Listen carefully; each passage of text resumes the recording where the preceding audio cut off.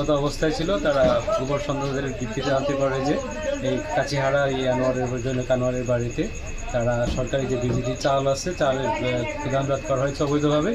উক্ত সংবাদের ভিত্তিতে বাংলাদেশ সেনাবাহিনী দেয়ানগঞ্জকে দ্রুত ঘটনাস্থলে আসে এবং আমাদের ইসলামপুর থানা পুলিশকে খবর দেয়। আমাদের টিম ঘটনাস্থলে এসে আমরা জব্দ তালিকা করছি। অলরেডি 500 বস্তার উপরে চাল জব্দ করা হচ্ছে, এখনও গণনা শেষ হয়নি।